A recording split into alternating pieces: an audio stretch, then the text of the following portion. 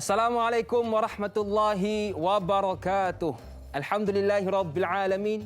Wassalatu wassalamu ala rasulina wa habibina wa syafi'ina wa tabibi qulubina wa qudwatina wa zukhrina wa maulana Muhammad wa ala alihi wa sahbihi ajma'in wa man tabi'ahum bi ihsanin ila yaumiddin amma ba'.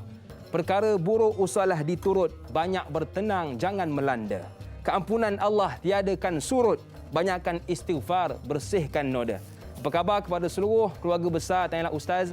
Saya doakan yang ada masalah semoga dikurniakan jalan penyelesaian, yang ada urusan mudah-mudahan dipermudahkan, dan yang ada hajat semoga Allah tunaikan. Amin ya rabbal alamin. Eloklah saya fikir kita mulakan perbicaraan ilmu kita pada pagi ini dengan kita sama-sama beristighfar. Astaghfirullah innallah kana tawwaba. Astaghfirullah innallah kana tawwaba. Baiklah, kepada seluruh keluarga besar Tanyalah Ustaz, apa pun yang ingin kita lakukan pada hari ini, ingat, tolong patuh SOP. Yang pertama, pakai pelitup muka. Yang kedua, jaga penjarakan fizikal. Dan saya baru kahwin. Kalau baru kahwin tak apalah. Yang penting jaga penjarakan fizikal kita dengan orang awam yang lain. Dan yang ketiga, tolong pakai cecair pembasmi kuman kerana kita belum menentang COVID-19. Baiklah, insyaAllah pada hari ini kita nak membicarakan tentang topik akidah, iaitu Asmaul Husna, bersama dengan guru kita, tak lain tak bukan yang berbahagia Prof. Madya Dr. Muhammad Suki Osman. Apa khabar Ustaz? Alhamdulillah, sihat. Selamat Hari Raya Maaf Zahir Batin Ustaz. Ya, selamat Raya Maaf Zahir Batin. Alhamdulillah. Terima kasih Ustaz kerana sudi bersama dengan kita semua pada pagi ini. Dan kepada anda, keluarga besar Tanyalah Ustaz, yang ada sebarang soalan, boleh sahaja buat panggilan ke 03 7726 1603 atau boleh terus ke Facebook kami Tanyalah Ustaz TV3. Dan pastikan soalan yang ingin diajukan tentang topik kita iaitu akidah Asmaul Husna. Dan sebelum kita nak pergi lebih dalam membicarakan topik ini, jomlah sama-sama kita mengalunkan nasyid Asmaul Husna.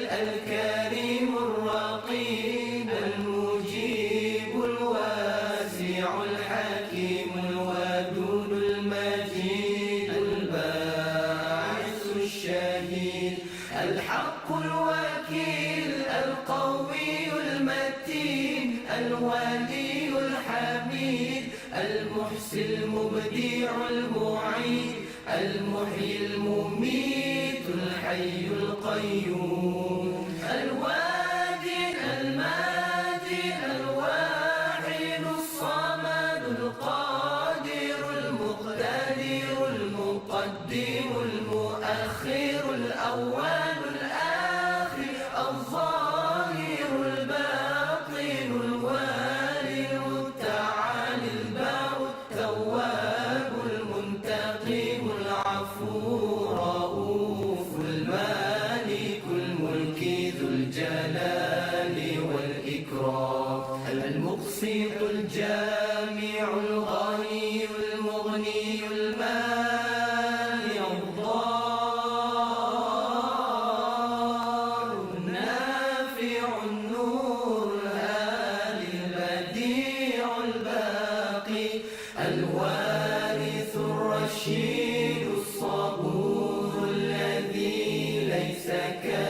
مثله شيء وهو السميع البصير اللهم صل أفضل الصلاة على أسعد المخلوقات كسيدنا محمد وعلى آله وصحبه وسلم عدد معلوماتك ومداد كلماتك كلما ذكرك ذاكرون وغفل عن ذكره الغافلون.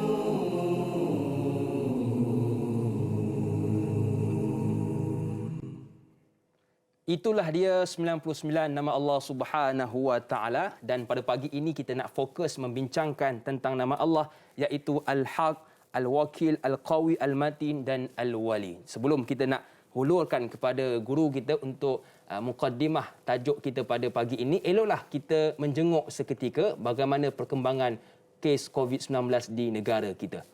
Kalau kita perhatikan semalam, kes baharu dicatatkan sebanyak 9,020 kes dan kes sembuh baharu dicatatkan sebanyak 5,527 kes dan kes kematian baharu dicatatkan sebanyak 98 kes, menunjukkan di sini jumlah kes aktif sebanyak 76,218 kes, dan ini menunjukkan kepada kita masih lagi belum menang menentang COVID-19. Jadi kepada anda yang tiada urusan penting, jangan keluar dan sila duduk di rumah. #kita jaga kita. Baiklah Ustaz, tanpa buang masa, mungkin Ustaz boleh mulakan dengan mukaddimah pada pagi ini. Silakan Ustaz. Assalamualaikum warahmatullahi wabarakatuh. Waalaikumsalam. A'udzubillahi minasyaitonir rajim. Bismillahirrahmanirrahim. Alhamdulillahilladzi hadana lihadza wa ma kunna linahtadiya laula an hadanallah. Asyhadu an la ilaha illallah wahdahu la syarikalah wa asyhadu anna Muhammadan abduhu wa rasuluh addal amanah wa ballagha risalah wa nasahal ummah wa jahada fillahi haqqa jihadih wa tarakana 'alal mahajjatil bayda lailuha kanahariha la yazighu anha illa halik wa nusalli wa nusallim 'alan nabiyil amin wa 'ala alihi wa sahbihi ajma'in. Rabbi shrah li sadri wa yassir li amri wahlul 'uqdatam min lisani yafqahu qawli, amma ba'. Fa ya ibadallah, usikum wa iyaya bittaqwallah faqad fazal muttaqun. Sedang penonton yang dirahmati Allah Subhanahu wa taala sekalian, alhamdulillah sama-sama kita panjatkan kesyukuran kita kepada Allah Subhanahu wa taala kerana pada pagi yang berbahagia ini sekali lagi kita dapat bersama-sama dalam rancangan Tanyalah Ustaz, biar tahu jangan keliru, untuk kita meneruskan perbincangan kita dalam Asma'ullah Al-Husna. Yang hari ini insya-Allah kita nak bincang 5 lagi nama Allah Subhanahu wa taala yang sangat indah, yang menunjukkan keagungan, kesempurnaan, kebesaran Allah Azza wa Jalla, iaitu Al-Haq, Al-Wakil, Al-Qawi, Al-Matin dan juga Al-Wali. Jadi ada baiknya kita terus perbincangan yang pertama dulu, Al-Haq. Al-Haq. Perkataan Al-Haq biasanya kita hak ni makna benar lah, kan? Jadi kalau merujuk kepada nama Allah Subhanahu wa taala Haq, merujuk bahawa Allah Azza wa Jalla huwal haq. Allah Subhanahu wa taala yang maha benar. Maknanya Allah Taala sahaja yang sebenar-benarnya yang layak disembah. Selain daripada Allah Subhanahu wa taala batil. Tak layak menyembah selain daripada Allah Azza wa Jalla, sebab hak lawan dia batil. Dalam Al-Quran Allah Ta'ala sebut sebagai contoh, dzalika bi annallaha huwal haq. Yang demikian itu kerana sesungguhnya Allah itu hak. Huwallah al-haq wa annahu yuhyi al-mauta, dan sesungguhnya Allah Subhanahu wa taala lah yang menghidupkan orang mati, wa annahu ala kulli syai'in qadir, dan sesungguhnya bagi Allah Subhanahu wa taala atas setiap sesuatu itu Allah Subhanahu wa taala maha berkuasa. Dan kalau kita tengok Nabi SAW dalam hadis yang sahih yang diriwayatkan oleh Imam Bukhari dan Muslim daripada Abdullah bin Abbas yang menyatakan bahawa antara doa Nabi SAW ketika mana Nabi bangun fi jawfil lail, di tengah malam, untuk menunaikan solat malam. Sebab dalam sebuah hadis Nabi SAW menyatakan afdhalus salah ba'da salawatil maktubah salatul rajuli fi jawfil lail. Iaitu sebaik-baik solat selepas daripada solat fardu adalah solat seseorang pada waktu tengah malam. Nabi SAW bangun pada waktu tengah malam, Nabi berdoa. Antara apa yang disebut oleh Rasulullah SAW, Nabi kata, Allahumma antal haq. Ya Allah, sesungguhnya engkaulah yang maha haq, yang maha benar. Wa wa'dukal haq, dan janji engkau adalah benar.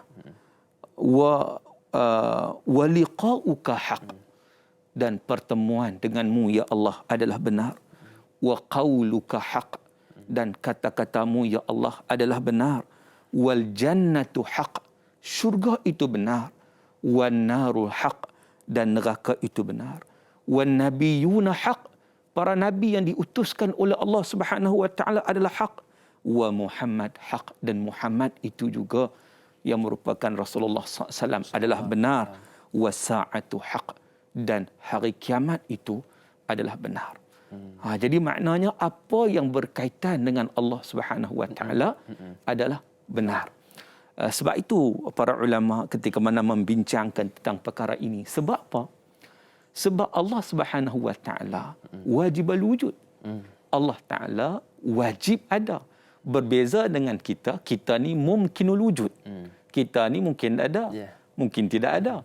Kita ada ni sebab apa? Sebab wajibul wujud yang menjadikan kita, yang menciptakan kita, maka kita ada. Maka dengan sebab itu kita ni kita kata yang betul-betul hak yang sebenarnya hanyalah Allah Subhanahu wa taala. Sebab itu bila mana orang dia mengabdikan diri kepada selain daripada Allah, maknanya dia melakukan sesuatu yang batil. Dia tidak kembali kepada yang hak dan yang benar. Sebab apa? Sebab yang datang daripada Allah semuanya adalah hak dan juga satu kebenaran. Bahkan apa juga yang dilakukan, yang diciptakan oleh Allah Subhanahu wa taala menunjukkan sesuatu yang benar. Sebab tu kita juga diperintahkan untuk melakukan kebenaran di dalam kehidupan kita. Ini sebagai mukadimah awal lah yang kita nak membicarakan tentang nama-nama Allah Taala Al-Haq. Betul. Bila kita sebut tentang Allah Subhanahu wa taala, benarlah kepada Allah Subhanahu wa taala. Sebab itu bab kata ustaz, kalau ada masalah lagi-lagi di zaman COVID-19, tiada tempat untuk kita bergantung melainkan kepada Allah Subhanahu wa taala. Sebab itu tuan-tuan, kalau boleh hari ini pastikan apa yang ingin kita lakukan, niat itu kembalikan kepada Allah Subhanahu wa taala. Baiklah ustaz, kita ada soalan yang pertama di pagi ini daripada sahabat kita Masrifah Nurul Jama'in. Assalamualaikum ustaz dan da'i. Waalaikumsalam.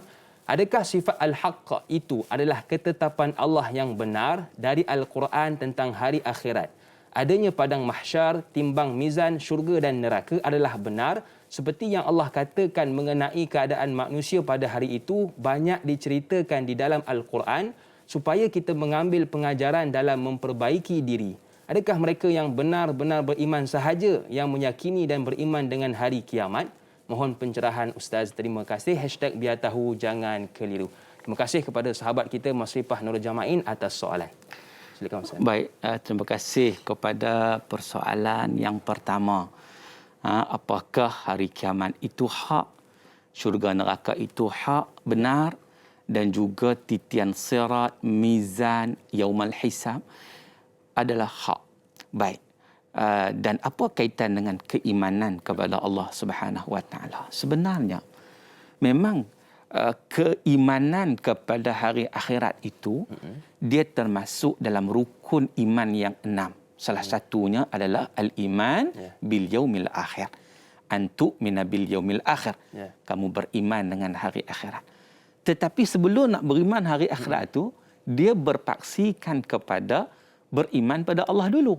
Sebab tu kata Allah Ta'ala Maha Benar tu, Allah yang hak itu.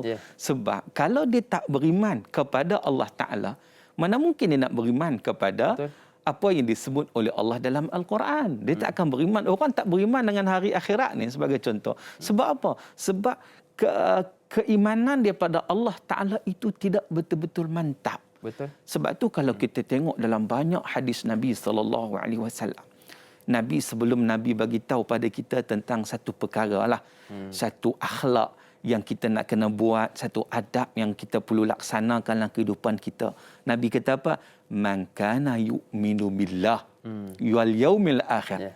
Siapa yang beriman pada Allah dan hari akhirat. Maknanya sebelum Nabi kata beriman pada hari akhirat tu, beriman pada Allah dulu. Siapa yang man kana yu'minu billah wal yaumil akhir falyaqul khairan aw liyasmut. Tu contohnya lah. Siapa yang beriman pada Allah dan hari akhirat, hendaklah dia bercakap baik ataupun dia diam. Betul. Kan? Jadi kita nak bentuk akhlak diri kita ni sebenarnya ada kaitan dengan keimanan kita kepada Allah, ada kaitan dengan keimanan kita kepada apa yang disebut oleh Allah Subhanahu Wa Taala. Dan akhirat itu sesuatu yang dijanjikan oleh Allah Taala. Betul. Ia merupakan satu benda yang hak, satu benda yang benar. Baik Ustaz, sifir dia mudah saja. Orang yang beriman kepada Allah Subhanahu Wa Taala pasti akan beriman kepada hari akhirat. Baiklah, kita ada seorang pemanggil di talian. Assalamualaikum. Siapa di sana? Waalaikumsalam. Assalamualaikum Ustaz. Ya. Assalamualaikum. Saya nak tanya, silakan. Apakah persediaan kita untuk bekalan kita ke sana nanti? Mungkin kita masih kurang. Baik. Itu je soalan saya. Baik, terima kasih kepada Puan Robizan Abu Bakar yang sudi buat panggilan kepada kita. Betul Ustaz, bekalan kita yang perlu disediakan sebelum kita menuju ke alam di sana. Baik, terima kasih kepada pemanggil kita yang pertama. Apakah bekalan kita setelah kita beriman dengan hari akhirat? Kita beriman kepada syurga neraka. Ya. Syurga neraka itu benar macam doa Nabi SAW, kan? Syurga itu benar, neraka itu benar. Bahkan kalaulah kita perasan ketika mana seseorang itu dimasukkan dalam kubur, kan, kalau ada orang yang mentalqinkan dia, dia akan menyatakan, ketahuilah anda bahawa syurga itu benar, neraka itu benar. Kita yang duk dengar tu rasa seram sejuk kan. Satu hari, satu waktu kita juga akan berada di situ. Allah. Jadi kita rasa gerun, kita rasa takut. Macam mana ni? Apakah persiapan kita, persediaan kita? Sebab apa? Sebab semua ni benar.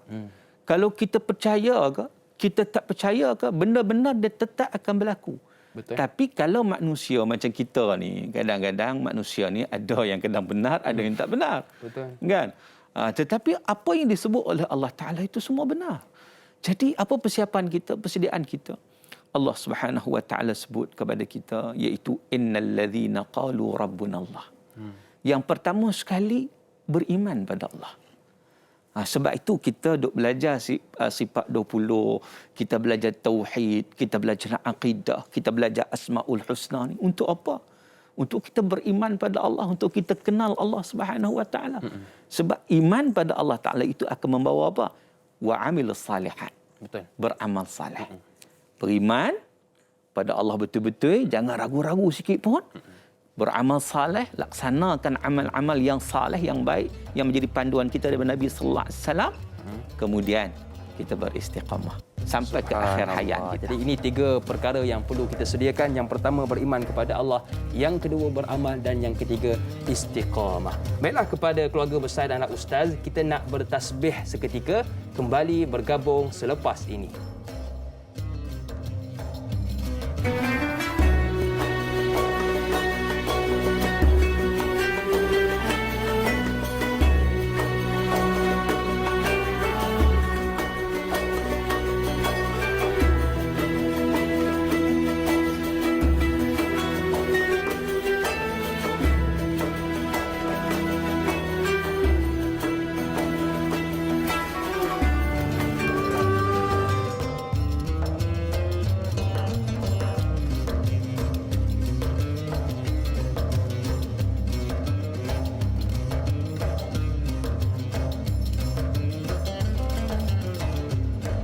Solat baik, solat yang khusyuk, cahaya iman akan bersinar. Sifat baik, sifat yang tawadhu', Allah Al-Haq yang maha benar. Terima kasih kepada keluarga besar Tanyalah Ustaz yang masih lagi sudi bersama dengan kami. Buat anda yang mungkin baru bersama dengan kami, kita membicarakan tentang topik akidah, iaitu Asmaul Husna bersama dengan guru kita Al-Fadhil Ustaz Prof. Madya Dr. Muhammad Suki Osman. Jadi kepada anda yang ada sebarang soalan, boleh sahaja buat panggilan ke 0377261603 atau boleh terus ke Facebook kami Tanyalah Ustaz TV3. Baiklah, kita nak terus meraihkan soalan dari sahabat kita. Ada seorang pemanggil di talian. Assalamualaikum. Siapa di sana? Waalaikumsalam. Nur Hayati Ismail sini dari Rawang. Ya, silakan. Assalamualaikum Ustaz. Waalaikumsalam warahmatullahi wabarakatuh. Ustaz, bolehkah kita kaitkan al-haq dengan janji Allah itu pasti? Malah Allah berfirman, barang siapa yang berdoa kepadaku, nescaya aku tunaikan. Ya. Adakah di musim pandemik ini doa kita masih tertangguh dan kita seolah-olah rasa putus asa, sedangkan kita ditegah untuk berputus asa dengan rahmat Allah? Adakah putus asa itu berdosa, Ustaz?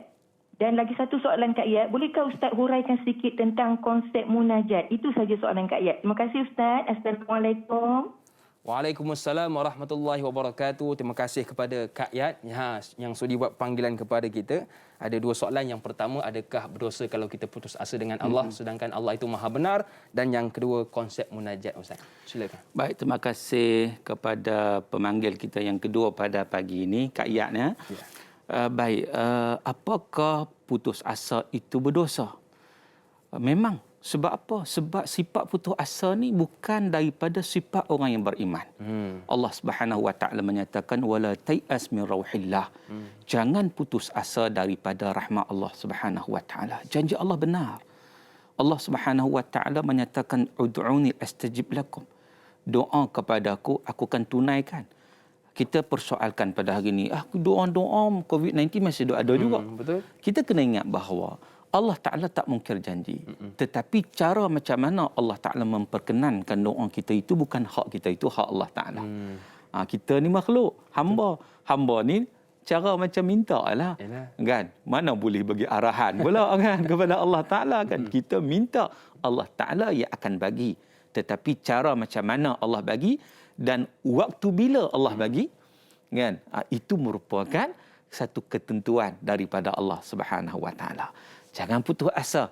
Teruskan berusaha, teruskan berdoa, teruskan beristighfar, teruskan kita melakukan kita kata SOP dan sebagainya sebagai menyahut apa yang diperintahkan oleh Allah dan juga apa yang terdapat pada sunnah Rasulullah sallallahu alaihi wasallam.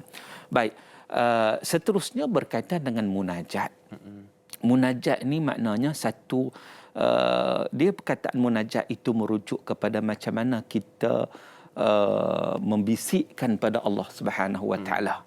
Maknanya kita mengadu kepada Allah dengan kita berzikir, memperbanyakkan zikir kepada Allah Subhanahu Wa Taala.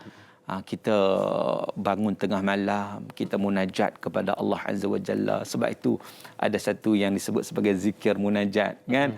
Digabungkan beberapa kita kata zikir untuk kita bermunajat, memohon kepada Allah Subhanahu wa Taala. Sebab munajat itu juga maksud dia permohonan kita kepada Allah Azza wa Jalla. Jadi munajat ni merujuk pada manusia yang dekat dengan Allah Subhanahu wa Taala. Maka dengan sebab itu, itulah orang dia akan kembali pada Allah.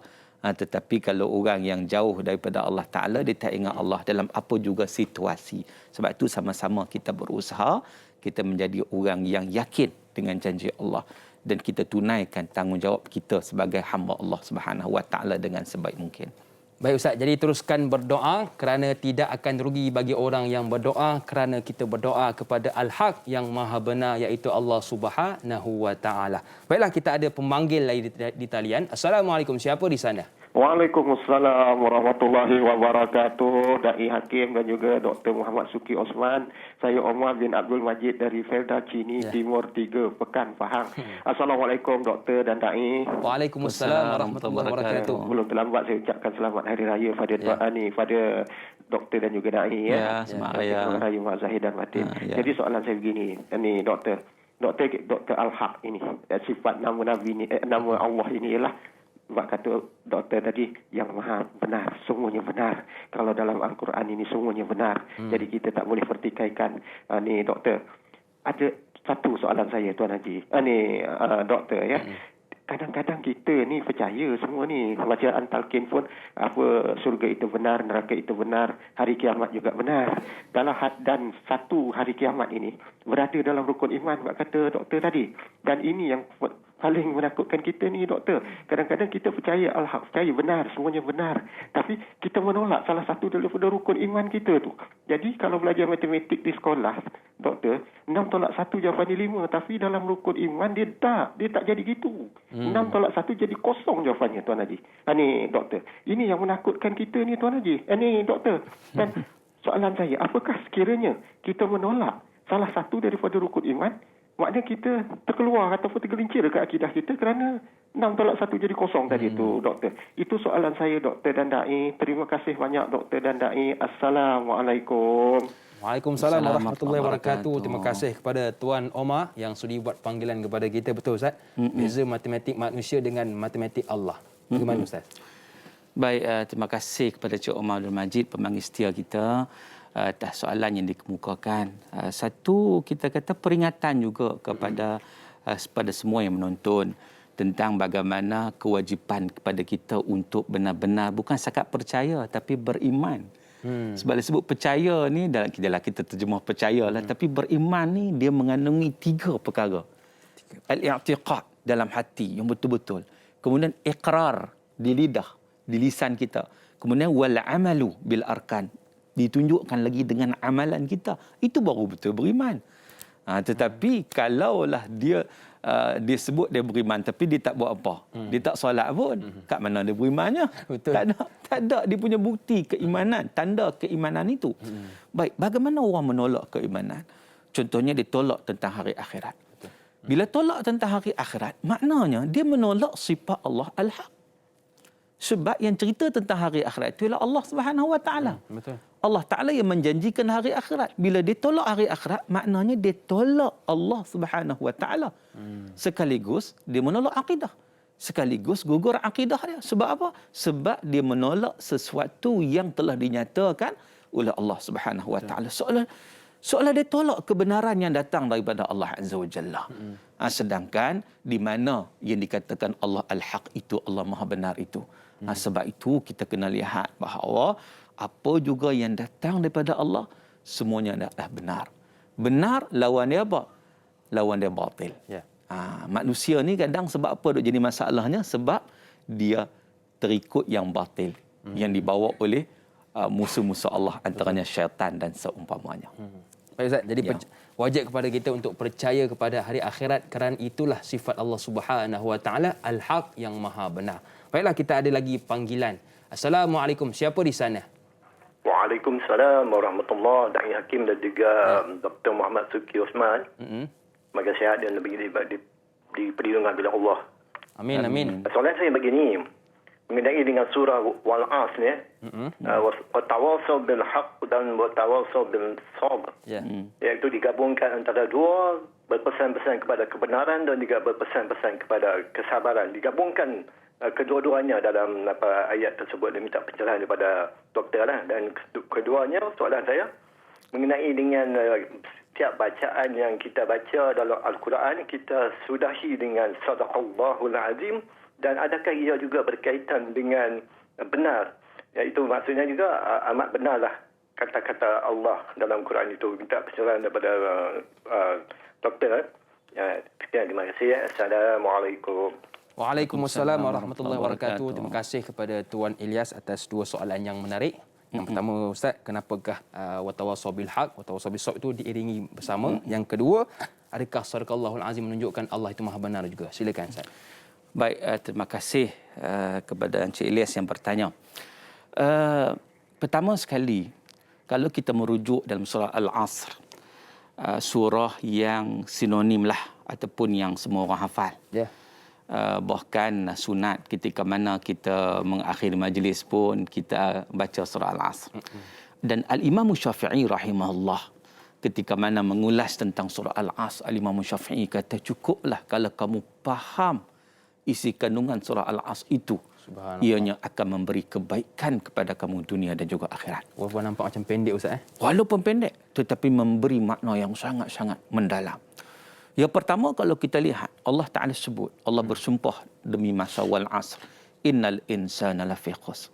Manusia ni berada dalam kerugian. Masa-masa yang berlalu ni, setiap detik yang berlalu, baik saat, baik minit, baik jam, baik hari, baik minggu, baik bulan, baik tahun, sedar-sedar umur kita makin meningkat, apa yang kita telah buat untuk mencari redha Allah Ta'ala.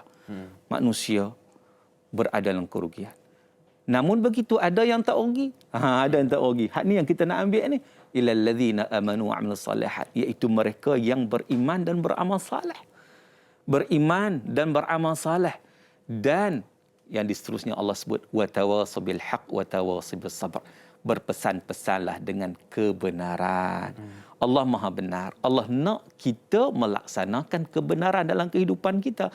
Kita ajak orang kepada yang hak, menolak yang batil. Sebab tu adanya al-amru bil ma'ruf wa nahyu 'anil munkar. Mengajak yang ma'ruf, mencegah mungkar.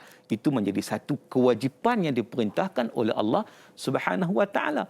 Allah sebut dalam Quran, wal takum minkum ummah yad'una ilal khair wa ya'muruna bil ma'ruf wa yanhauna 'anil munkar. Hendaklah di kalangan kamu yang mengajak kebaikan, menyeru ma'ruf, mencegah kemungkaran. Jadi bila kita laksanakan kebenaran ni, agak-agak kita dapat tak cabaran dia, dugaan dia. Ada, Ustaz. Oh, memang. Kalau kita ajak orang buat baik, tak apa lagi, cegah orang buat mungkar. Oh, mengamuk orang. Mengamuk. Lagi mencabar. Lagi mencabar sebenarnya. Maka dengan sebab itu, kena ada satu kunci kekuatan yang perlu ada. Kesabaran. Dalam melaksanakan kebenaran ini nak kena sabar. Sebab tu para ulama ketika mana bincang kesabaran itu pula, dibahagi 3 pula sabar itu. Yang pertama, sabar dalam melakukan ketaatan pada Allah. Benda yang benar ni, kita nak taat pada Allah, kena sabar. Kalau tak sabar, nak duduk dalam rancangan tanya lah Ustaz 2 jam, tak sabar, tak sabar. Kan? Nak duduk dalam benda, nak buat baik ni pun nak kena ada kesabaran. Kesabaran itu memungkinkan kita boleh stay 2 jam. InsyaAllah. Kan? Satu. Yang kedua, sabar kita dalam menghindarkan diri daripada maksiat. Sebab maksiat ni benda batil. Benda batil, benda yang syaitan suka. Benda yang syaitan cuba menggambarkan kepada kita. Dia menggambarkan kepada kita cantiknya benda yang batil itu. Sebab itu kita lihat ada orang pada hari ini, dia sudah ada orang kata perkahwinan yang sah.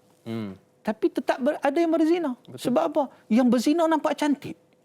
Nampak sedap. Sedap apa kat situ? Sebab syaitan. Syaitan yang nak bawa kita kepada yang batil. Maka dengan sebab itu nak hindarkan diri daripada perkara-perkara maksiat ini pun perlu kepada kesabaran. Dan yang ketiganya kata para ulama, sabar dalam menghadapi ujian dan musibah. Sebagaimana yang kita hadapi pada hari ini, yang kita masih lagi berhadapan dengan keadaan COVID-19 ini, juga perlu kepada kesabaran dalam menghadapi perkara ini. Sambil kita bermunajat kepada Allah Ta'ala, memohon pertolongan, bantuan daripada Allah Subhanahu Wa Ta'ala. Jadi di situ pentingnya kita nak menyatakan kebenaran, dan kebenaran itu mesti ada kekuatan kesabaran. Betul, Bat. 3 perkara yang senang untuk disebut tetapi susah untuk kita amalkan, iaitu yang pertama, sabar dalam ketaatan, yang kedua, sabar dalam menghindari maksiat, dan yang ketiga, sabar dalam menghadapi ujian juga musibah. Jadi kita sudah habis bincangkan tentang Al-Haq, Ustaz. Kita Rasa nak masuk pula kepada... Ada satu soalan lagi tengok tadi yang daripada Cik Elias tadi. Ya, tentang ini, Ustaz. Apakah Sadaqallahul Azim tadi? Saya dah terlupa dulu bincang yang tadi. Apa dia? Sadaqallahul Azim tu kan. Bila mana kita baca Al-Quran, kita akhiri dengan Sadaqallahul Azim. Sadaqallahul Azim tu satu bentuk doa lah yang nak menyatakan bahawa benarlah Al-Quran itu memang maha benar sebab datang daripada Allah Subhanahu Wa Ta'ala.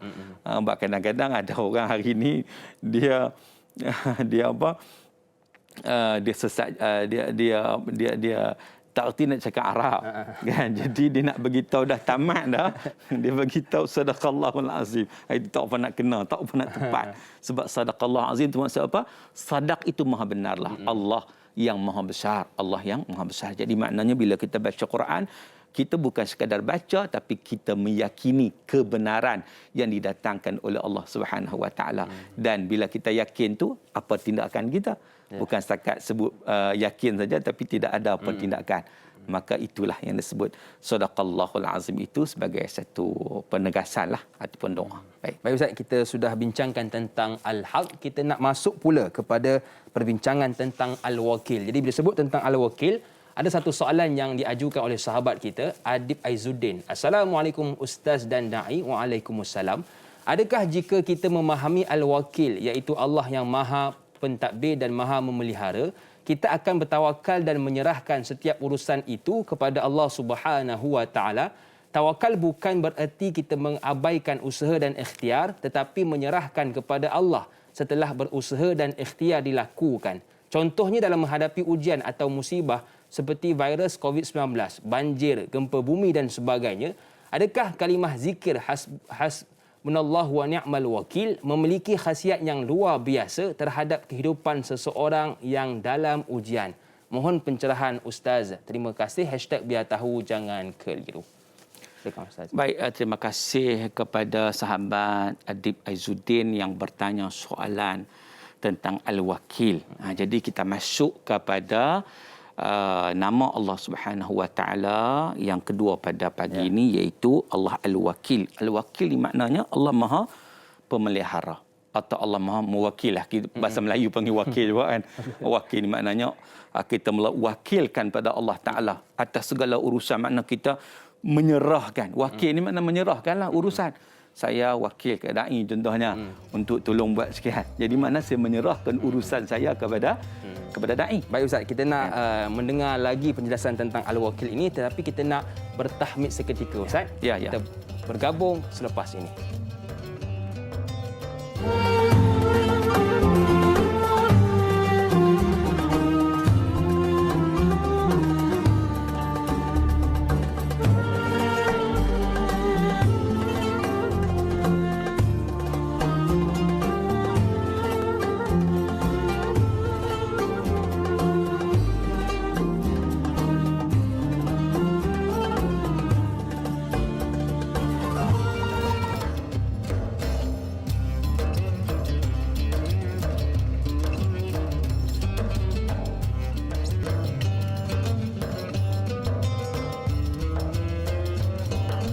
Hidup di dunia biar terarah jika tidak menjadi barah. Bila usaha habis dikerah, Allah Al-Wakil Maha diserah. Terima kasih kepada anda yang masih lagi sudi bersama dengan kami. Buat anda yang mungkin baru bersama dengan kami, kita membincangkan tentang topik akidah, iaitu Asmaul Husna bersama dengan guru kita Prof. Madya Dr. Muhammad Suki Osman. Baiklah Ustaz, mungkin Ustaz nak sambung tentang ulasan tadi. Silakan. Ya, baik, terima kasih. Kita sambung sebelum rehat tadi. Kita menjawab persoalan daripada saudara Adib tadi kan, tentang Al-Wakil. Jadi baik, saya nak sebut tadi Allah Ta'ala Maha Al-Wakil itu. Saya nak sebut makna lebih mudah. Saya sebut tadi lah, wakil ni kita menyerahkan sesuatu urusan. Jadi maknanya Allah Subhanahu Wa Ta'ala mengurus segala keperluan makhluk. Mana kita kena serah kepada Allah Azza wa Jalla. Jadi Allah Ta'ala menyelesaikan segala sesuatu yang ada pada makhluk. Maka dengan sebab itu kalau kita lihat dalam Al-Quran surah Zumar ayat 62, Allah sebut Allah khaliqu kulli syai' wa huwa ala kulli syai'in wakil. Allah menciptakan segala sesuatu dan Allah pelihara sesuatu tersebut. Maka dengan sebab itu kita kena serah kepada Allah Azza wa Jalla. Sebab itu Al-Imam Nawawi dalam kitab Al-Adhkar menyatakan bagaimana menukilkan daripada Auf bin Malik bahawa Nabi SAW bersabda, فَإِذَا غَلَبَكَ أَمْرٌ فَقُلْ حَسْبِيَ اللَّهُ وَنِعْمَ الْوَكِيلُ. Iaitu sekiranya kamu menghadapi satu masalah, kamu tertekan, kamu menghadapi ujian sebagaimana yang berlaku pada hari ini, ujian banjir ke, COVID-19 ke, ujian musibah ataupun apa juga, katakanlah hasbiyallah wa ni'mal wakil. Maknanya cukuplah bagiku Allah Subhanahu wa taala. Allah Taala sebaik-baik penjaga, pelindung, Allah Taala wakil. Jadi di situ. Cumanya satu perkara yang perlu diberi perhatian, bahawa bila kita sebut menyerah pada Allah wakil, ataupun hak kita sebut sebagai hari ini istilah tawakal. Tawakal tu datang dari situlah. Mana kita bertawakal kepada Allah sebab Allah Al-Wakil. Tawakal tu setelah kita berusaha. Itu kena ingat kat situ. Jangan hasbunallahu wa ni'mal wakil tapi tak buat apa. Itu salah. Cara macam tu salah. Kan bila mana kita sebut hasbunallah wa ni'mal wakil, dia ada konsep dia. Sebab itu konsep dia kalau kita lihat. Satu ketika itu ada seorang Arab Badui datang ke masjid. Rasulullah SAW bertanya kepada dia, macam hari ni kita main apa kan. Kamu datang dengan apa? Dia kata dengan unta. Mana unta kamu? Saya bertawakal pada Allah. Dia kata, bertawakal pada Allah. Saya serah semua urusan kepada Allah Ta'ala. Maka apa kata Nabi SAW? Aqilha wa tawakkal ala Allah. Ikat dulu unta tersebut, baru bertawakal pada Allah Ta'ala. Ni parking motor, tinggal kunci motor siap dekat situ, masuk masjid, apa aku bertawakal kepada Allah Ta'ala. Maka itu konsep yang salah. Begitu juga bila kita berzikir, memperbanyakkan zikir hasbunallah wa ni'mal wakil. Cukupkah bagi aku Allah Ta'ala wa ni'mal wakil? Tetapi kita kena ingat, tak sekadar kita melafazkan begitu sahaja, tetapi bagaimana kita perlu ada apa tadi? Kita kena berusaha tadi. Baik Ustaz. Usaha dulu, kemudian barulah bertawakal. Itulah konsep sebenar tawakal. Baiklah Ustaz, kita ada pemanggil lagi di talian. Assalamualaikum. Siapa di sana? Waalaikumsalam warahmatullahi. Assalamualaikum Da'i dan Doktor. Saya Haji Harun bin Yusuf daripada Agung Badak, Kuala Terengganu. Ya, silakan tuan. Jadi soalan saya macam ni. Semua yang datang pada Allah itu benar. Balasan Allah pun benar. Jadi masalahnya, apabila maksiat berlaku depan mata kita, berdoa dalam kereta, depan rumah dan dalam garah, tiap-tiap hari. Jadi apabila kita buat laporan kepada pihak berwajib ataupun dengan panggil pencegah maksiat lah. Jadi satu kampung marah. Dia kata, tak buat macam tu pun jadi buat laporan. Jadi masalahnya, adakah perbuatan saya itu salah ataupun macam mana? Ataupun dosa ke buatan saya tu? Ataupun apa sepatutnya saya buat kalau benda berlaku depan mata saya macam ni? Sedangkan saya ni dengan ustaz bagi tahu memang benda tu tak boleh. Kena tegur. Apabila kita tegur, jadi masalah pada diri kita. Ada perbuatan saya ni berdosa, Doktor. Itu saja soalan saya. Terima kasih. Assalamualaikum warahmatullahi wabarakatuh. Waalaikumsalam warahmatullahi wabarakatuh. Kemah keming soalan daripada Tuan Haji Yusof. Jarang kita dapat pemanggil daripada Terengganu ni. Bagaimana Ustaz? Silakan. Baik, terima kasih pemanggil kita daripada Gong Badak tadi kan, daripada Terengganu, Haji Yusof. Baik, terima kasih. Buat aduan atas perkara kemungkaran yang berlaku. Tiba-tiba orang penduduk kampung tak suka. Takut mencemar nama kampung dan sebagainya. Dia begini. Qulil haq walau kana murran. Cakap benar walaupun pahit. Nabi SAW menyatakan, man ra'a minkum munkaran. Sesiapa di antara kamu yang melihat kemungkaran. Nabi sebut man. Man tu secara umum. Siapa-siapa je. Bila lihat kemungkaran, maka dia kena ubah. Cuma cara ubah itu mengikut kapasiti kemampuan kita. Faham? Kalaulah dia tak langsung tidak ada perasaan nak ubah, itu dah masalah. Masalah. Sebab apa? Sebab kalau kita beriman, kita kena ikut. Betul. Nabi kata, mara'a minkum munkaran. Siapa yang lihat kemungkaran ataupun bukan sekadar lihat, tahu kemungkaran itu berlaku dengan pasti. Walaupun dia tak nampak, tapi dia tahu benda itu berlaku. Kan? Jadi, fal yughairhu, kata Nabi, hendaklah diubah dengan tangan dia. Setengah ulama kata tangan ni melibatkan kuasa lah. Macam tadi penguat kuasa, dia ada kuasa, dia boleh tangkap. Kita tak boleh nak buat apa. Kan? Kita tak boleh. Kalau tak mampu, maka fabilisa ni dengan lidah. Lidah ni maknanya kita kena cegah, kena bagi tahu, jangan buat macam ni. Kena tegur. Kalau tak mampu juga, tengok kawan pun tu dia badan punya. Kita pergi kena berdebu sebiji lagi, tergolek. Lagi mudarat dan sebagainya. Kan? Kita kemudaratan itu takut berlaku. Tambah yang buat maksiat tu ramai. Kita seorang pula. Cuma mana ni nak tegur? Tak boleh ni. Orang kata tak makan cekak. Tak boleh. Maka fabiqalbi. Dengan hati. Cegah juga. Tapi kok mana pun kalau tak mampu pun fabiqalbi, dengan hati. Kata Nabi, وَذَلِكَ أَضْعَفُ الْإِيمَانِ. Itu selemah-lemah iman. Tapi kalau orang tak cegah langsung, nak kata ada iman, kata ada iman. Betul. Kan? Hati pun tak benci. Orang buat maksiat, relaxnya. Suka je kan. Api-api kat depan lah. Jangan jaga tepikan orang. Dia kata, ni istilah ni. Jaga tepikan orang tak ada masalah. Yang masalahnya jaga dalam kain orang. Itu masalah. Masuk dalam. Ni kena beza. Jaga tepikan sebab kita nampak. Dalam kain kita tak tahu itu dia punya pasal lah, dia dengan Tuhan, dia dengan Allah Taala. Tapi tepi ni kita nampak kan. Betul. Jadi istilah tu kita nak kena perhati juga kan. Jadi maknanya kita bila mana dalam konteks keimanan kita kena laksanakan. Jadi Haji Yusof yang mengadu tu dia ada berdosa, nak dosa apa, memang itu tanggungjawab. Itu tanggungjawab untuk melaksanakan kebenaran. Ya. Usaha dengan cegah dahulu, kemudian bertawakal kepada Allah. Ini tidak, Ustaz. Dah tawakal memula dah. Tak apalah. Dosa dia bukan dosa aku kan. Jadi usaha dengan cegah dahulu. Baiklah, kita ada lagi pemanggil di talian. Assalamualaikum. Siapa di sana? Assalamualaikum. Assalamualaikum. Siapa di sana? Soalan saya pagi ini, Doktor. Ya, silakan. Adakah rangkuman Al-Wakil ini juga dapat dikaitkan dengan tawakal kita kepada Allah SWT? Seperti kita berdoa ketika menaiki kenderaan, meninggalkan rumah dan sebagainya.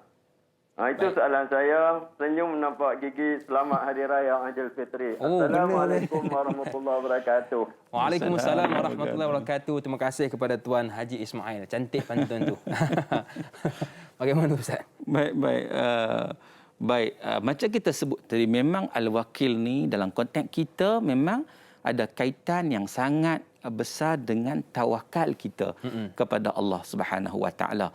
Maka dengan sebab itu keluar rumah tadi memang tapi sebelum nak keluar rumah tu nak kena kunci pintu lah. Ya, betul. Kan? Biar je. Jangan biar gitu. Dia tak nama tawakal nama dia. Kita kunci betul-betul, kita naik kenderaan. Kita pakai seat belt, kita pakai telepegang keleda kan. Maka selepas itu kita membaca doa kan. Jadi maknanya itu semua merupakan cara untuk kita bertawakal kepada Allah Subhanahu Wa Taala. Setelah kita buat usaha dan sebagainya, kita dah ambil langkah-langkah pencegahan. Macam hari ni kita nak kaitkan dengan isu COVID sekarang kan. Ya. Kewajipan kita untuk menjaga SOP. Itu kewajipan. Kalau orang dia kata aku tak peduli, aku tawakal pada Allah, itu tak betul. Salah tak? Itu salah. Kita jaga SOP apa semua, pakai ni pakai mask. Walaupun bercakap tak tahu jelas tak jelas, tak tahu kan. Kita pakai mask ni kan. Contohnya jaga jarak fizikal seumpamanya. Jadi maknanya kita kena ambil langkah-langkah pencegahan. Selepas itu kita serah kepada Allah. Maka dengan sebab itu umat orang yang beriman ni dia akan tenang. Kalau dia kadang-kadang ada orang dia mengadu, dia dah jaga semua dah, tiba-tiba kena juga COVID kan. Nak buat macam mana? Maka di sinilah dia tawakal kepada Allah. Dia tak akan rasa gundah gulana. Betul. Dia akan rasa tenang. Sebab apa? Sebab dia buat usaha yang dia boleh buat. Selebihnya serah kepada ketentuan daripada Allah. Allah lah yang menentukan segalanya. Kita hanya merancang, tapi Allah yang menentukan. Baik Ustaz. Jadi patut SOP itulah merupakan usaha dan kemudian kita tawakal kepada Allah Subhanahu Wa Taala. Baiklah, kita ada lagi pemanggil. Assalamualaikum. Siapa di sana? Waalaikumsalam warahmatullahi wabarakatuh. Ustaz Dr. Muhammad Suki Osman dan Dai Hakim. Ya, Haji Sukinon, Haji Muhammad Saleh daripada Sudayo. Ya, apa khabar Tuan Haji? Alhamdulillah baik. Alhamdulillah. Kita doa-doa lah sama-sama ya. Amin, amin. Mudah-mudahan wabak yang kita ada ni hilang lah cepat sikit. Amin. Itu aja. Silakan Tuan. Baik, soalannya gini. Kita selalu dengar doa. Innaka la tuhliful mi'ad. Maknanya Allah berjanji pada kita benar. Jadi adakah janji itu benar Ustaz dan Dai? Kalau dia tak tunaikan janji Ustaz, adakah janji itu disimpan untuk dibawa ke akhirat ke? Ataupun dia nak tunaikan bila-bila masa, bila maknanya Allah Ta'ala dia tak tunaikan hari, esok lusa ke dan macam mana lah.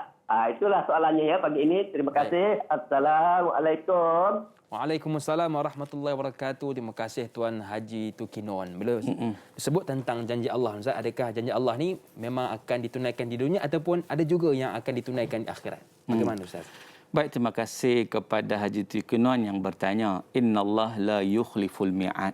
Sesungguhnya Allah tidak memungkiri janji. Jenis mungkir janji ni manusia. Betul. Kan? Orang kata bagai menanam tebu di bibir mulut. Itu kata-kata yang kita kata-kata manis tetapi tidak menunaikan janji. Sebab itu tidak menunaikan janji itu termasuk dalam kategori golongan munafik. Kita memang kena jauhkan diri daripada sifat seumpama itu. Sebab itu kata Nabi SAW, ayatul munafik salat. Antara tanda orang munafik 3. Idza hadatsa kadzaba, bila bercakap bohong. Idza wa'ada akhlafa, bila berjanji mungkar. Wa idza tumina khana, bila diberi amanah khianat terhadap amanah tersebut, pecah amanah. Tetapi Allah Subhanahu wa taala tidak. Allah taala la yukhliful mi'ad. Allah taala tidak memungkiri janji, baik atas dunia maupun di akhirat.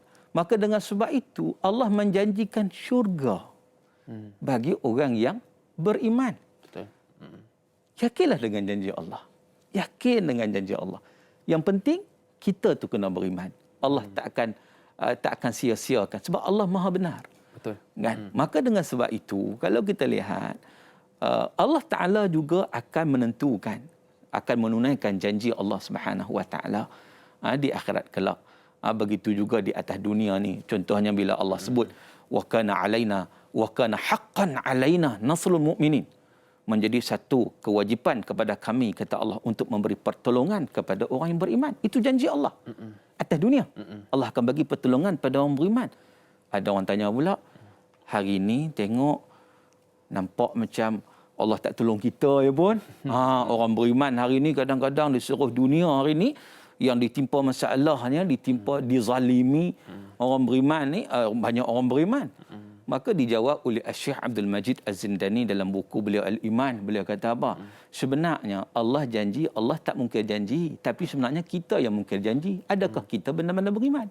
Betul. Kan? Adakah kita benar-benar beriman yang melayakkan kita mendapat pertolongan daripada Allah Subhanahu wa taala? Maka kita jangan tuding jari. Allah Ta'ala maha benar. Allah akan tunaikan. Cuma kita tu yang masalah. Yang masih lagi belum menunaikan kewajipan kita yang sepatutnya. Subhanallah. Betul Ustaz. Hari ini kalau kita kata kita marah Allah, kenapalah doa aku tak dimakbulkan? Persoalannya, adakah kita betul-betul berdoa kepada Allah Subhanahu wa taala dan betul-betul bertawakal kepada Allah Subhanahu wa taala? Baiklah, kita ada seorang lagi pemanggil. Assalamualaikum. Siapa di sana? Waalaikumsalam warahmatullahi wabarakatuh. Saya Spina Yusof dari Tanjung Karang. Nak ajukan soalan dengan doktor ya. Baik, silakan. Assalamualaikum doktor dan yang dirahmati Allah. Waalaikumsalam warahmatullahi wabarakatuh. Saya nak tanya macam ni doktor kan. Dalam ayat tu wa may yattaqillahu yaj'al lahu makhraja kan. Barang siapa yang bertawakal, Allah akan beri jalan keluar. Maksudnya tu kita kena beristighfar, banyak muhasabah diri, lepas tu baca Quran ke, ataupun ada satu ayat tu ya doktor ya, yang Bismillahirrahmanirrahim, ya ayyuhallazina amanu sabiru wasabiru warabitu wattaqullaha la'allakum tuflihun. Itu boleh ke Ustaz doktor kita jadikan zikir? Itu dia soalan saya. Baik, terima kasih kepada Puan Supinah daripada Tanjung Karang, Selangor. Sebelah kampung saya ni Ustaz. Bagaimana Ustaz? Boleh ke yang pertama tadi jadikan zikir tadi? Baik, terima kasih kepada Puan Supinah yang bertanya soalan. Wa may yattaqillaha yaj'al lahu makhraja wa yarzuqhu min haitsu la yahtasib. Wa may yatawakkal 'ala Allah fa huwa hasbuh. Siapa yang bertakwa kepada Allah Subhanahu wa taala, Allah akan menjadikan baginya jalan keluar daripada segala masalah. Jadi bertakwa pada Allah Ta'ala itu dengan melaksanakan segala perintah Allah dan meninggalkan segala larangan Allah Ta'ala. Wa may yatawakkal 'ala Allah fa huwa hasbuh. Dan sesiapa yang bertawakal pada Allah, cukuplah baginya Allah Subhanahu wa taala akan memenuhi segala keperluannya. Jangan risau, Allah Taala akan tunaikan segala keperluan yang diperlukan oleh kita. Kan?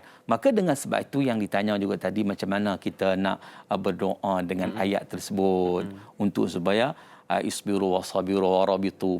Sebenarnya yang pertama sekali dalami dulu makna dia. Betul. Dalam ayat tersebut mengajak ataupun menyeru kepada orang beriman ni untuk bersabar. Untuk mengukuhkan kekuatan kesabaran. Hatta dalam jihad kena sabar. Begitu juga kita hari ini, kehidupan kita jihad juga. Dalam menghadapi suasana musibah dan sebagainya. Maka kesabaran itu kena kuat. Bukan sekadar baca, boleh diamalkan, tidak ada masalah. Boleh diamalkan, tetapi yang lebih penting daripada itu, bagaimana kita menghayati makna kesabaran yang wujud daripada ayat tersebut untuk kita aplikasikan dalam kehidupan kita. InsyaAllah kita tak akan kita kata putus asa, kita tak akan tertekan, kita tak akan stres, kita akan rasa tenang saja dalam kehidupan dunia ini. Walaupun kita kata banyak sangat dugaan-dugaan cabaran yang berlaku. Baik Ustaz, jadi nak amalkan tiada masalah, cuma moleklah kalau kita fahami dan kita dalami dulu maksud di sebalik ayat tersebut. Baiklah, kita nak bertakbir seketika, kembali bergabung selepas ini.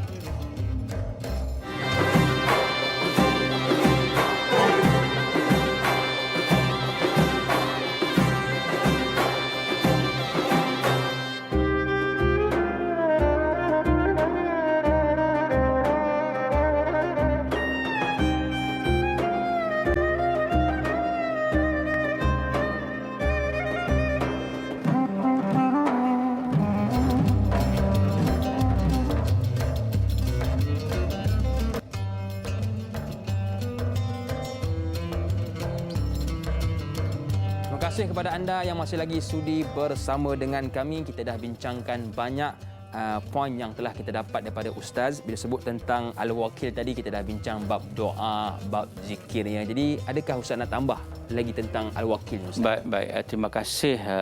Antara kalau kita lihat juga tentang Al-Wakil ni ialah bagaimana yang pertama sekali kita meyakini bahawa Allah Subhanahu Wa Taala lah yang mengatur segala perkara yang berkaitan dengan makhluk dan juga kita sendirilah, dan Allah Ta'ala menjamin rezeki. Allah Ta'ala yang menjamin rezeki. Maka dengan sebab itu hendaklah kita bertawakal kepada Allah. Itu pertama. Yang keduanya, Allah mengkhususkan bahawa tawakal tu hanya kepada Allah. Kita kadang-kadang meletakkan urusan tu pada manusia lebih daripada Allah Subhanahu Wa Ta'ala.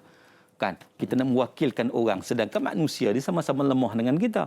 Sebab itu dalam Al-Quran Allah sebut apa? Wa 'alallah fatawakkalu in kuntum mu'minin.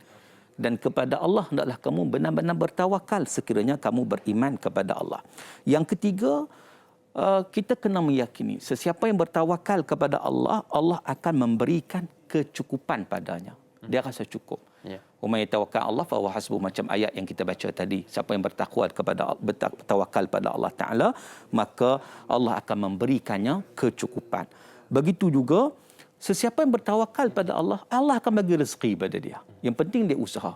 Tambah-tambah musim Covid, musim MCO, PKP dan sebagainya, kita usaha tawakal pada Allah. Insya-Allah ada rezeki. Sebab itu disebut dalam hadis Nabi SAW, "Lau annakum kuntum tatawakkaluna, lau annakum tatawakkaluna Allah haqqa tawakkuli."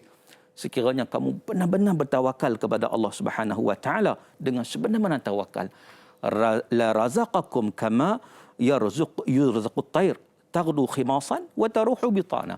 Kamu akan diberi rezeki seumpama rezeki yang diberi kepada burung. Dia keluar pagi itu lapar, dia balik kenyang. Kan? Sedangkan kita tengok macam mana dia cari kan.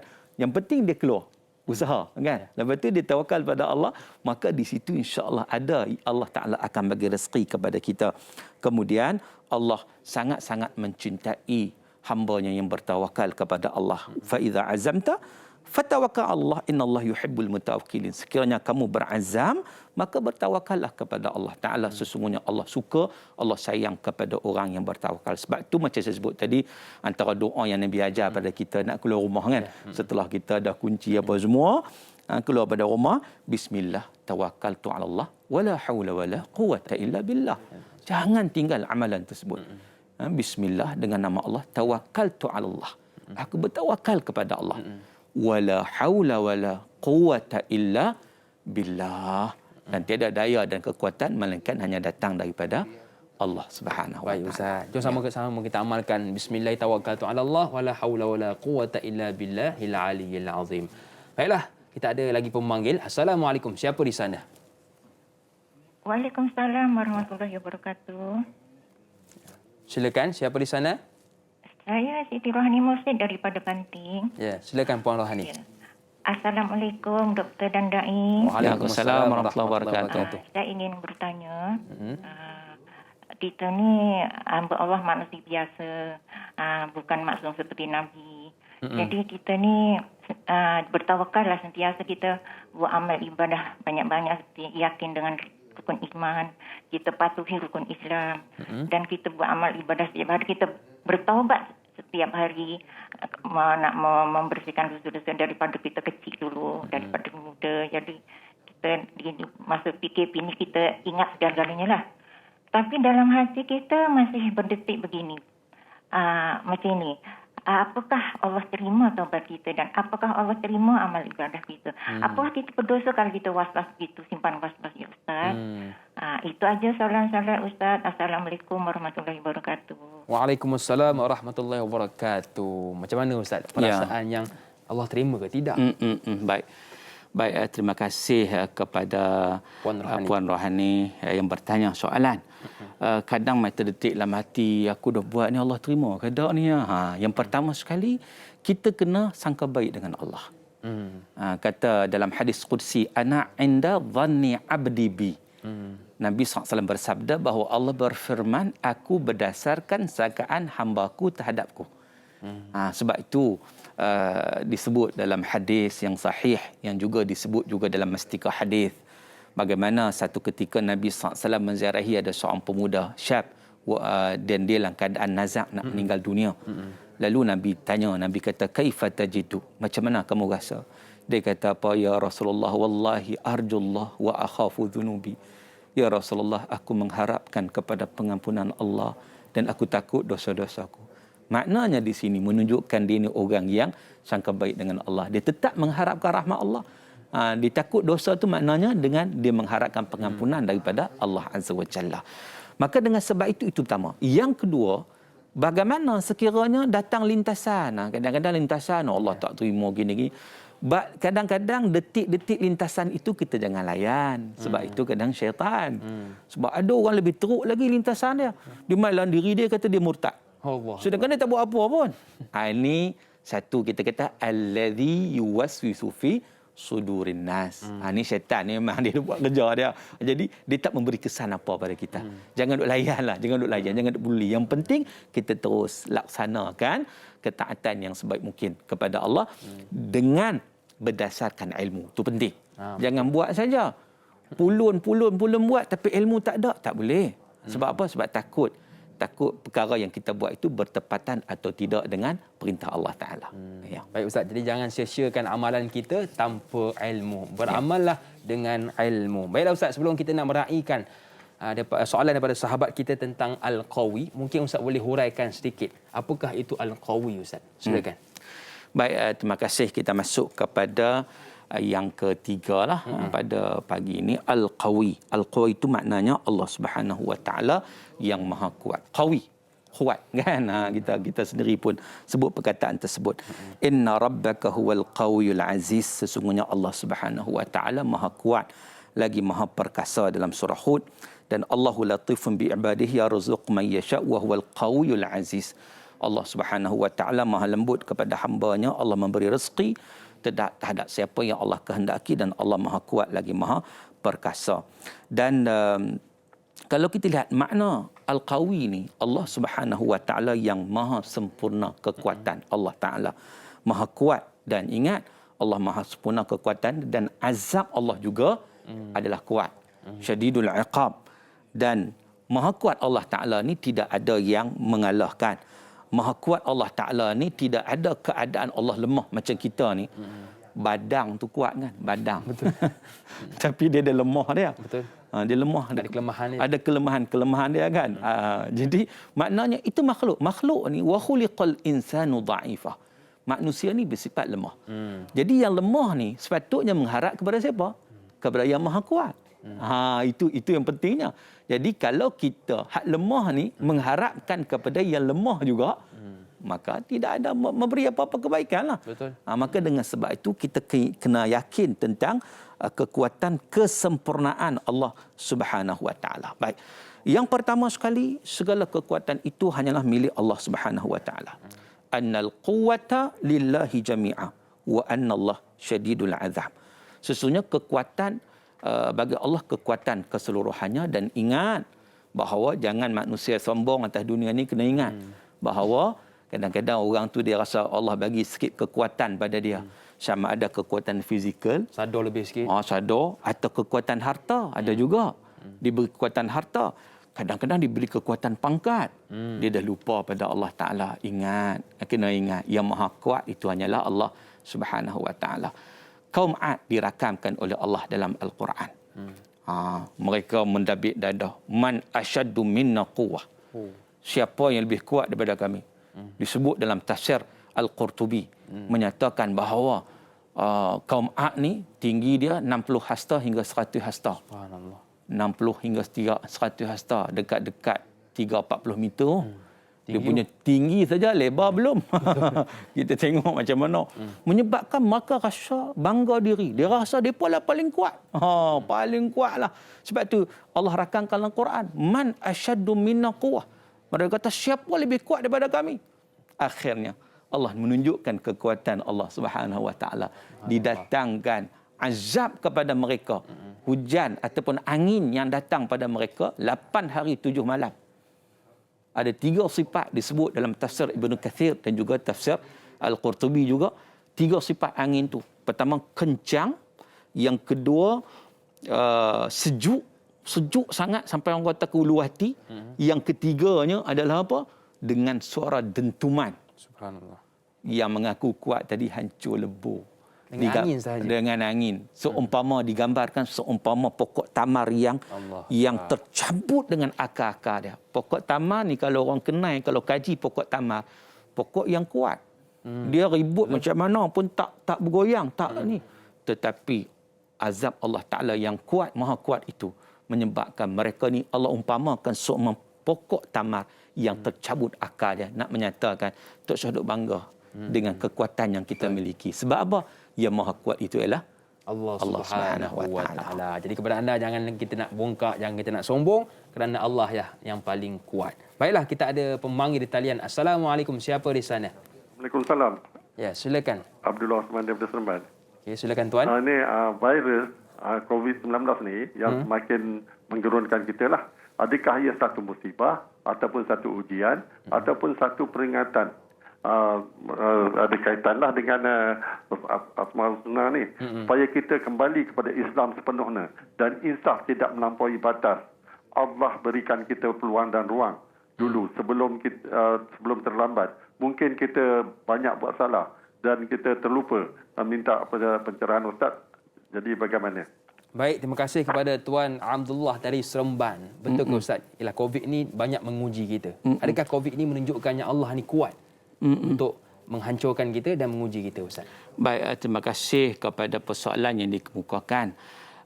Bagaimana dengan ujian COVID-19 ni yang kita kata bermaharajalela, bukan setakat di Malaysia saja, satu dunia. Dan menunjukkan bahawa lemahnya manusia, kerdilnya manusia. Betul. Kan? Walaupun hebat dengan kononnya kita kuat dari sudut teknologi kuat. Manusia hari ini berbangga teknologi kan. Berbangga dengan macam-macam. Nak sampai 2 tahun dah. Kita masih lagi tak dapat nak menghadapi. Jadi di situ kita lihat manusia ni kok mana pun jangan lupa kan, jangan lupa kekerdilan kita di depan Allah Subhanahu Wa Ta'ala yang maha gagah perkasa. Cumanya yang soalan disebut tadi, ujian ni dia dalam bentuk apa ni? Bentuk azab ke bagaimana? Saya nak petik apa yang disebut oleh Profesor Syekh Yusuf Al-Qaradawi. Beliau menyatakan bahawa sesuatu musibah, sesuatu ujian yang menimpa kita dia di 3 dimensi. Yang pertama sekali, ia sebagai ujian ni untuk meningkatkan atau memberi pahala kepada orang beriman.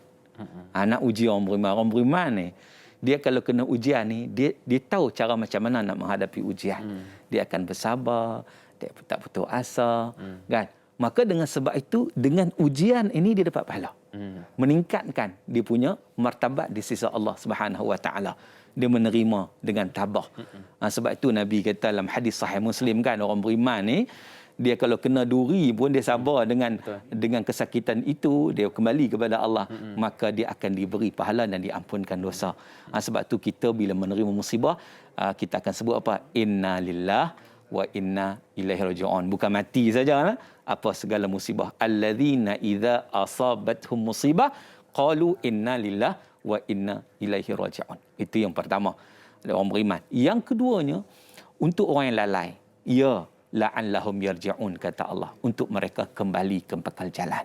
Jadi ramai juga yang lalai ni, datang musibah ni, ujian ni, rasa terkejut. Maka di situ baru tengoklah, aku ni banyak benda lagi yang aku tak buat, aku tak bertaubat pada Allah. Ni satu. Yang keduanya, untuk menegur orang yang lalai. Yang ketiganya sebagai azab kepada golongan yang engkar, yang jenis orang kata rebus tak empuk. Rebus tak empuk ni kira tak boleh buat apa dah. Kan? Dia ni memang satu bala, betul-betul lah sebagai satu azab kepadanya. Itu 3 kategori. Baik, jadi itulah 3 kategori ujian. Yang pertama diuji untuk meningkatkan pahala bagi orang yang beriman. Yang kedua untuk menegur orang yang lalai. Dan yang ketiga untuk mengazab bagi mereka yang mungkar kepada Allah Subhanahu Wa Taala. Apapun yang ujian yang sedang kita hadapi, teruskan bersama dengan Allah Subhanahu Wa Taala, usaha dan tawakal kepada Allah Subhanahu Wa Taala. Mudah-mudahan ada ganjaran yang besar di sisinya. Baiklah, soalan seterusnya daripada sahabat kita di Facebook, Aiman Aizuddin bertanya, Assalamualaikum Ustaz dan Da'i. Waalaikumsalam. Al-Qawi menunjukkan sifat Allah yang maha kuat. Sabda Rasulullah SAW yang bermaksud, mukmin yang kuat lebih baik dan lebih dicintai oleh Allah daripada mukmin yang lemah. Hadis riwayat Muslim. Apakah tanda seseorang mukmin itu kuat? Adakah kekuatan akan terbina dengan amalan zikir seperti la haula wala quwata illa billah dan akan lebih dicintai oleh Allah Subhanahu Wa Taala? Mohon pencerahan Ustaz. Terima kasih. #biar tahu jangan keliru. Terima kasih Aiman atas soalan. Baik, terima kasih kepada saudara Aiman yang bertanya soalan. Memang ada hadis Nabi SAW yang menyatakan al-mu'min al-qawi khairun wa ahabbu ilallah minal mu'minid dha'if wa fi kullin khairun.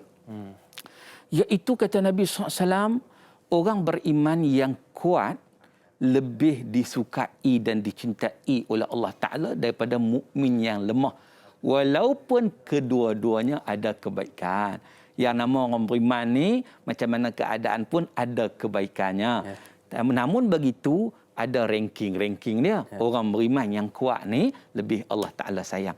Cuma kita nak kuat kita ni, apa maksud kuat kita? Adakah dengan fizikal? Lepas ni pergi masuk gym kan? Pergi angkat berat apa semua nak tunjuk pada kekuatan.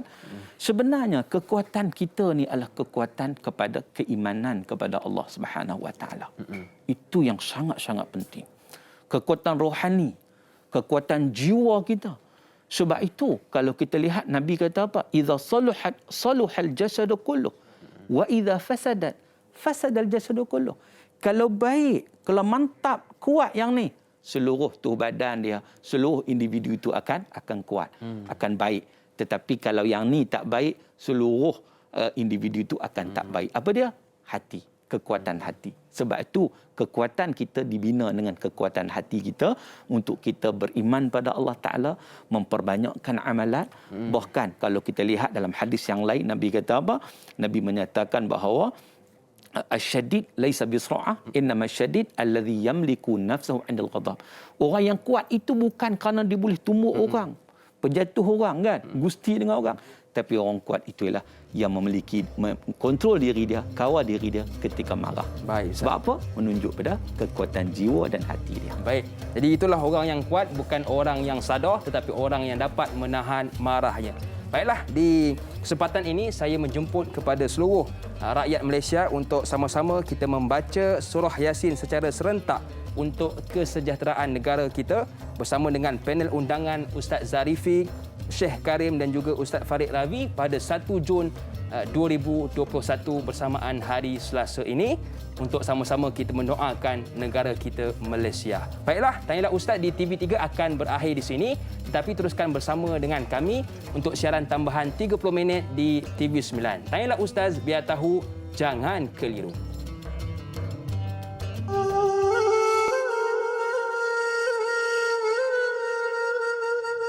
Bismillahirrahmanirrahim. اللهم إنا نجعلك في نحور أعدائنا ونعوذ بك من شرورهم. اللهم بدد شملهم وفرق جمعهم وشتت كلمتهم وزلزل أقدامهم وسلط عليهم كلبا من كلابك يا قهار يا جبار يا منتقم يا الله يا الله يا الله. اللهم يا موزل الكتاب ويا مجري السحاب ويا هازم الأحزاب اهزمهم اهزمهم اهزمهم وانصرنا عليهم وصلى الله وسلم على سيدنا محمد والحمد لله رب العالمين.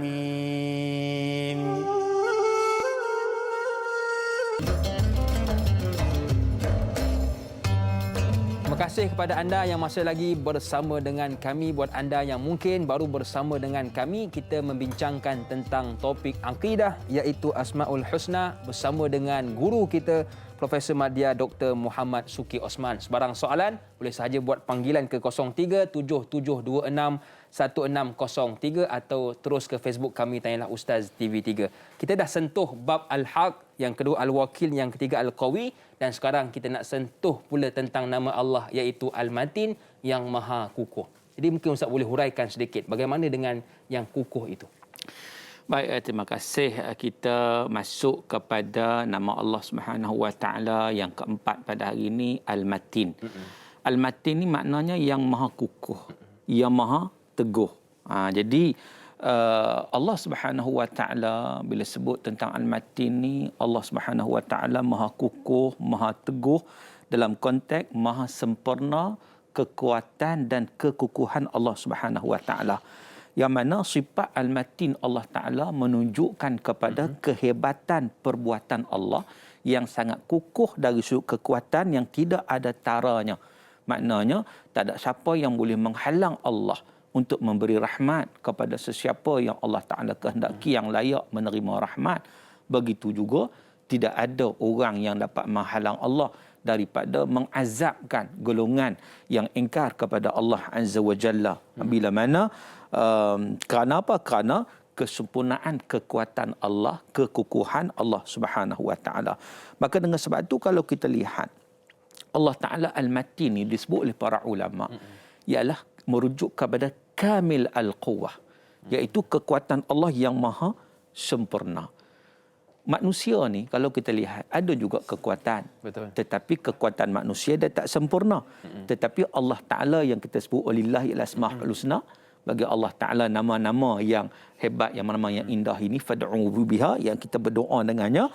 Allah Ta'ala yang sempurna kekukuhan kekuatan Allah, yang tidak ada sesiapa pun yang dapat menandingi Allah baik di dunia maupun di akhirat. Ya. Baik Ustaz, jadi itulah kekuatan Allah Subhanahu Wa Ta'ala yang tiada tandingi. Baiklah, kita ada soalan. Assalamualaikum, siapa di sana? Waalaikumsalam warahmatullahi taala wabarakatuh. Ini Mama Hanifah daripada Pulau Pinang. Ya.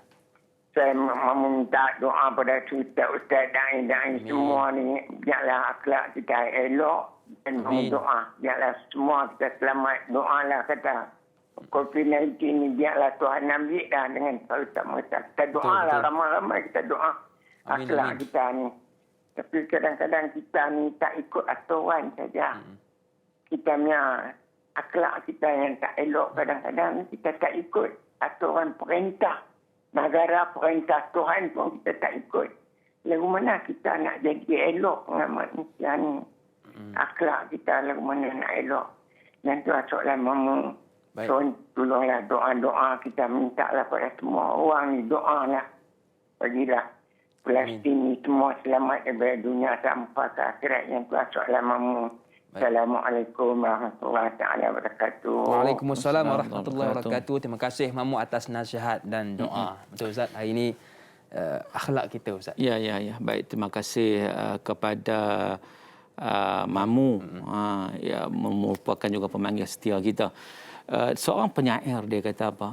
Bila sebut tentang akhlak tadi, innamal umamu al-akhlaqu ma baqiyat fa in humu dhahabat akhlaquhum dhahabu. Sesungguhnya satu umat itu dia akan kekal bila mana akhlaknya kekal. Tetapi umat itu akan hancur binasa sekiranya akhlaknya hancur binasa. Sebab itu akhlak ni satu benda yang sangat-sangat penting. Sebab itulah dalam konteks sekarang ni macam mana cara untuk kita dah usaha banyak dah untuk kita kata menghadapi gejala pandemik COVID-19 ini. Kita usaha berterusan insya-Allah, dan kita juga hendaklah memperbanyakkan istighfar.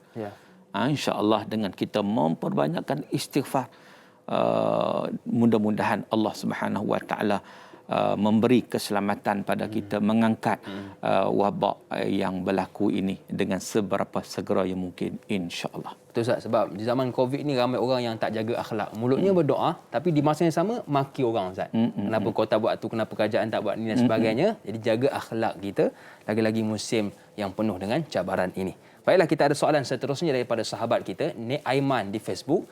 Assalamualaikum Ustaz dan Da'i. Waalaikumsalam. Asmaul Husna Al-Matin yang bermaksud Allah yang Maha Kukuh. Allah Subhanahu Wa Taala adalah Maha Sempurna baik dalam kekuatan dan kekukuhannya. Dalam prinsip sifat-sifatnya Allah Subhanahu Wa Taala. Benarkah seseorang yang mengimani dengan sifat Allah ini akan membuatkannya menjadi manusia yang sentiasa bertawakal kepada Allah dan meyakini semua yang berlaku adalah atas ketentuannya? Mohon pencerahan Ustaz. Terima kasih. Terima kasih kepada Nek Aiman atas soalan. Baik, terima kasih kepada persoalan yang dikemukakan. Dia apa konsekuen ataupun hasil daripada keimanan kita kepada Al-Matin. Sebenarnya bila mana kita mengetahui nama Allah Al-Matin yang Maha Kukuh tadi, yang Maha Kuat tadi, maka hendaklah kita ni sebagai manusia yang lemah, yang mana kita sentiasa memerlukan kekuatan dan pertolongan daripada Allah Subhanahu Wa Taala, dan kita memperbanyakkan macam soalan tadi untuk bertawakal kepada Allah setelah kita berusaha, dan kita sentiasa memohon kepada Allah dalam segala segi. Apatah lagi Allahus Samad. Allah ni tempat pergantungan semua makhluk. Kita amat-amat bergantung kepada Allah Azza wa Jalla. Maka pergantungan kita kepada Allah itu bukan sedikit-sedikit. Kita baca surah Al-Ikhlas, biar masuk dalam jiwa, dalam hati kita. Allahus Samad itu tempat, Allah Ta'ala lah tempat kita bergantung. Dan kekukuhan, keteguhan Allah Ta'ala ni, Allah bersama dengan orang yang beriman. Itu kita kena ingat. Sebab itu para ulama menyatakan bahawa Allah Subhanahu Wa Ta'ala akan memberi pertolongan, mempertahankan orang yang beriman, yang mereka itu bersama-sama dengan Allah. Maksud bersama dengan Allah itu bagaimana? Sebagaimana yang Allah sebut, wa annallah ma'al mu'minin. Allah bersama dengan orang beriman. Wa annallah ma'al muttaqin. Allah Ta'ala bersama dengan orang yang bertakwa. Wa annallah ma'as sabirin. Allah Ta'ala bersama dengan orang yang bersabar. Jadi kebersamaan Allah kepada kita tu, kita akan dapat menghadapi apa jua cabaran.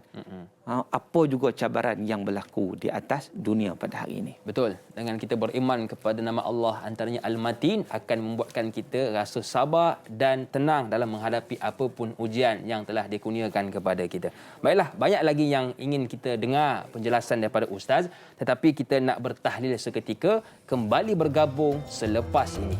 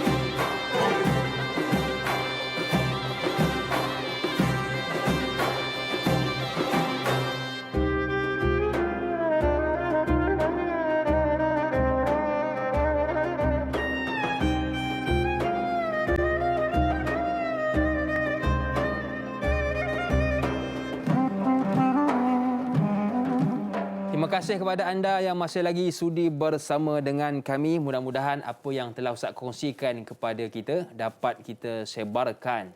Bagi mereka yang menonton melalui Facebook, kalau boleh belanja kami dengan tekan butang like.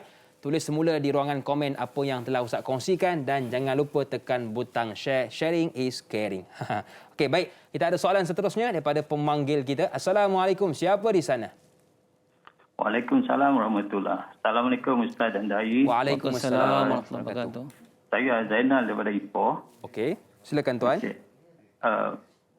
Kalau kita tengok, kita lihat manusia sekarang ni makin ramai yang cendekiawan. Faham, tahu pasal Palestin dan COVID-19 ni adalah peringatan daripada Allah tentang akhir zaman. Tapi masih ramai lagi yang enggan balik kepada asas agama. Soalan saya, adakah ini yang dikatakan yang tidak dikurniakan hidayah dan tidak dikurniakan hidayah? Atau adakah kita menunggu hidayah atau harus mencari hidayah? Kerana hidayah adalah hak Allah. Baik. Sekian, terima kasih Ustaz dan Dai. Assalamualaikum. Waalaikumsalam warahmatullahi wabarakatuh. Terima kasih kepada Tuan Zainan dari Ipoh. Betul, hari ini kalau tengok ramai cendekiawan, ramai banyak majlis-majlis ilmu dibuat, tetapi yang kembali kepada Allah itu sedikit, Ustaz. Bagaimana? Baik, terima kasih pada Cik Zainal atas persoalan yang dikemukakan. Hari ini banyak cendekiawan, tapi jadi cendawan. Cendawan. Betul, Ustaz. Maknanya yang disebut tadi tak kembali kepada Allah Subhanahu Wa Taala. Apakah tak dapat hidayah Allah? Hidayah ini kena cari ke tidak? Syekh Dr. Almarhum Dr. Wahbah Zuhaili dalam tafsir Al-Munir ketika mana menghuraikan ayat Al-Quran ihdinas siratal mustaqim. Beliau menyatakan antara bentuk hidayah Allah Taala ini adalah hidayatuddin, hidayah agama. Hidayah agama ni kita kena cari supaya kita faham agama dan kita melaksanakan. Sebab itu dalam hadis Nabi SAW, Nabi kata, "May yuridillahu bihi khairan yufaqihu fiddin." Siapa yang Allah Ta'ala kehendaki kebaikan padanya, dipahamkannya perkara agama. Dan apakah hidayah ni Allah tetapkan? Ya, Allah tetapkan. Allah yang bagi hidayah. Namun begitu, Allah bagi hidayah kepada siapa yang nak kepada hidayah. Sebab Allah sebut dalam Quran, wa huwa a'lamu bil muhtadin. Allah Maha mengetahui siapa yang nak kepada hidayah, maka Allah bagi.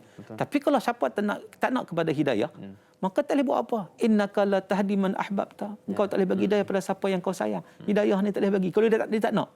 Kan?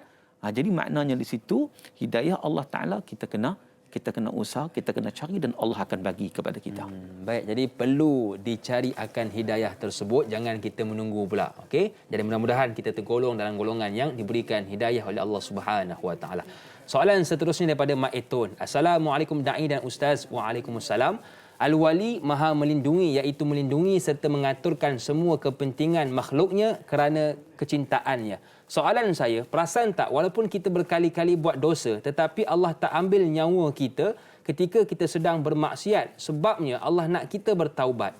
Adakah ini jelas menggambarkan dengan nama Allah Al-Wali? Minta pencerahan. Terima kasih. # biar tahu jangan keliru. Mak Eton dari Semerah Padi, Pokok Mangga, Melaka. Thank you Mak Eton. Silakan Ustaz. Baik, terima kasih kepada persoalan Mak Etun yang menjurus kepada Al-Wali, iaitu perbincangan kita nama Allah Ta'ala pada pagi ini yang kelima, iaitu Al-Wali, Allah Ta'ala Maha Pelindung. Jadi orang yang beriman, dia beriman kepada Allah Subhanahu Wa Ta'ala, dan Allah Ta'ala yang orang beriman ni orang beruntung. Sebab apa? Sebab dia akan mendapat perlindungan daripada Allah Subhanahu Wa Taala, sebagaimana dalam surah Al-Baqarah Allah sebut, Allahu waliyul ladzina amanu yukhrijuhum minadh-dhulumati ilan nur. Allah Taala lah penolong, pelindung kepada orang yang beriman, yang Allah mengeluarkan mereka daripada az-zulumat, daripada kegelapan kepada cahaya. Maka dengan sebab itu, maksud Al-Wali itu sendiri, sebenarnya maksud dia Allah itu dekat dengan kita dan Allah bagi pertolongan, Allah melindungi kita. Maka dengan sebab itu, bila mana kita beriman kepada Allah Subhanahu Wa Taala, maka Allah Taala akan menolong kita, Allah akan melindungi kita dalam segala hal, terutamanya mengeluarkan kita daripada kegelapan kepada cahaya. Macam soalan tadi menyatakan, ada orang buat maksiat pun Allah bagi peluang, Allah bagi peluang. Betapa rahmatnya Allah, kasih sayang Allah, belas kasihan Allah Ta'ala kepada kita. Allah nak tolong kita, maknanya bagi peluang lagi. Umat Nabi Muhammad lagilah Allah bagi peluang yang sangat banyak. Buat maksiat Allah tak bagi tak bayar cash waktu tu. Allah Akbar. Kalau umat-umat dulu macam saya sebut tadi kaum Ad kan. Memang orang kata kalau orang tua kata ketegak sangat. Kata orang kata rebui tak empuk tadi memang kena turun azab daripada Allah. Kaum Thamud. Kalau siapa yang ada kesempatan pergi ke satu tempat nama dia Hijar ataupun Madain Saleh. Saya berkesempatan 2 kali pergi ke situ. Tengok bagaimana hebatnya satu kita kata binaan-binaan bangunan yang mereka buat daripada batu-batu yang pejal. Sangat hebat. Tapi mana orang dia? Mana kaum Thamud? Tak ada. Dihancurkan oleh Allah Ta'ala. Kerana apa? Kerana kedegilan mereka. Keingkaran mereka kepada Allah Subhanahu Wa Ta'ala. Maka rela diri mereka berada dalam zulumat. Yang wali-wali mereka ni auliya'uhumut taghut yukhrijunahum minan nuri ila zulumat. Wali-wali mereka, pelindung-pelindung mereka, penolong mereka adalah syaitan. Taghut, benda-benda yang tak betul ni yang mengeluarkan mereka daripada nur, daripada cahaya kepada kegelapan. Terbalik kan? Maka Allah Ta'ala musnahkan mereka. Tapi umat Nabi Muhammad SAW Allah bagi peluang. Buat jahat macam mana pun, ada lagi waktu. Betul. Ada lagi waktu. Beringat kan? Sebab apa? Inna Allah yaqbilu taubatal abdi ma lam yughargir. Allah masih terima taubat hamba-Nya sebelum nyawa sampai ke halkum. Sebelum mati. Jadi maknanya di situ diberi peluang, kena ambil peluang tersebut. Jangan bertangguh-tangguh lagi supaya kita terus mendapat pertolongan, perlindungan daripada Allah Subhanahu Wa Ta'ala. Segerakan taubat kita kerana mati tak kenal tempat dan tak kenal usia. Oleh itu, sama-samalah kita bertaubat kepada Allah Subhanahu Wa Ta'ala dan mudah-mudahan dengan taubat kita Allah lenyapkan wabak COVID-19 ini. Baiklah Ustaz, bila sebut juga tentang Al-Wali ini, nama Allah ini, bagaimana Ustaz ada orang yang minta perlindungan dengan bomoh dan sebagainya. Di masa yang sama dia minta juga dengan Allah ni, tapi katalah minta juga dengan manusia ni, bagaimana Ustaz? Dalam Al-Quran Allah Subhanahu Wa Ta'ala menyatakan amittakhadhu min dunihi awliya fallahu wal wali wa huwa yuhyil mauta wa huwa ala kulli syai'in qadir. Dalam surah Syura ayat 9. Apakah mereka mengambil selain daripada Allah sebagai awliya? Sebagai tempat maka minta pertolongan, minta perlindungan dan sebagainya. Maka dengan sebab itu mereka kalau buat macam tu, mereka seumpama berpaut pada dahan yang rapuh. Seolah begitu. Kerana apa? Kerana mereka meminta pada tempat yang salah, pada tempat yang silap. Sepatutnya fallahu wal wali. Allah Subhanahu Wa Ta'ala lah yang Maha Pelindung sebenarnya. Nak mintalah perlindungan Allah, apa sebab nak minta kepada yang kita sebut dahan yang rapuh tadi kan? Sebab apa? Wa huwa yuhyil mauta wa huwa ala kulli syai'in qadir. Allah Ta'ala lah yang menghidupkan yang mati. Allah Ta'ala lah di atas segala sesuatu itu Maha berkuasa. Maka dengan sebab itu kita patut merujuk kepada yang Maha berkuasa. Maka dengan sebab itu tuan-tuan dan rahmat Allah, menjadi kewajipan pada kita untuk benar-benar mengenali Allah. Bila kita kenal Allah, insya-Allah kita tak cari yang lain melainkan kita meletakkan sandaran kita kepada tempat yang kukuh, iaitu kepada Allah Subhanahu Wa Ta'ala, zat wajibul wujud, zat yang wajib wujud. Wajibnya ada yang al-haq yang kita sebut tadi, al-haq, al-qawi, al-matin, dan juga al-wali, kan? Jadi itu yang dan sepatutnya Allah Ta'ala akan memberi kebaikan pada kita. Antaranya kalau kita lihat ayat Allah Ta'ala, Allahu waliyul muttaqin. Allah Subhanahu Wa Ta'ala pelindung kepada orang yang bertakwa kepada Allah. Jadi tugas kita laksanakan, kita membina ketakwaan. Itu tugas kita sebagai hamba Allah Ta'ala, dan Allah Ta'ala akan bagi kebaikan yang banyak kepada kita walau dalam apa juga situasi yang kita hadapi, insya-Allah. Baik Ustaz, seberat mana pun ujian kita, mintalah pertolongan kepada Allah Subhanahu Wa Ta'ala kerana Dialah Al-Wali. Tiada tempat untuk kita bergantung melainkan kepada Allah Subhanahu Wa Ta'ala. Ustaz, kita sudah bicarakan Al-Haq, Al-Matin, Al-Wali, Al-Qawi. Jadi ini antara nama Allah Subhanahu Wa Ta'ala yang apabila Ustaz jelaskan menunjukkan kebesaran Allah Subhanahu Wa Ta'ala. Jadi bagaimana Ustaz hari ini untuk kita ni menunjukkan yang Allah itu besar dalam tindakan kita. Contoh dalam solat kita kan. Ada orang ialah bila solat menunjukkan besarnya Allah Subhanahu Wa Ta'ala tetapi masih lagi bermain-main dalam solat. Makna kata lalai. Bagaimana Ustaz? Baik, dia sebenarnya dia kadang-kadang dia sebut Allahu Akbar, Allah Maha Besar. Dalam solat kan kita mula dengan takbir. Tetapi dia tak faham maksud kebesaran Allah itu. Tak masuk dalam diri dia, tak masuk dalam jiwa dia. Dia tetap membesarkan selain daripada Allah Subhanahu Wa Taala. Dia tahu Allah Al-Wali. Tapi dia tak masuk dalam jiwa, dalam hati dia menyedari rasa, tak masuk zauq, rasa yang menyebabkan dia tetap meminta pertolongan selain daripada Allah. Dia tahu Allah Al-Wakil, tapi dia tak bertawakal kepada Allah Ta'ala. Dia tahu Allah Al-Haq, tetapi dia tetap tidak melakukan perkara-perkara yang benar dalam kehidupan. Maka dengan sebab itu, kita bukan sekadar tahu. Tahu dan mahu kena diseiringkan. Cantik aja Ustaz. Tahu dan mahu. Tahu dan mahu kena seiringkan. Barulah insya-Allah kita akan dapat kebaikan. Subhanallah. Tahu dan mahu. Sebab itulah kepada keluarga besar Tanah Ustaz, apa yang kita dapat ilmu pada hari ini, jangan lupa untuk kita sebarkan dan amalkan. Bukan sahaja tahu, tetapi kita nak mahu dengan melakukan segala ilmu yang telah dikongsikan kepada kita.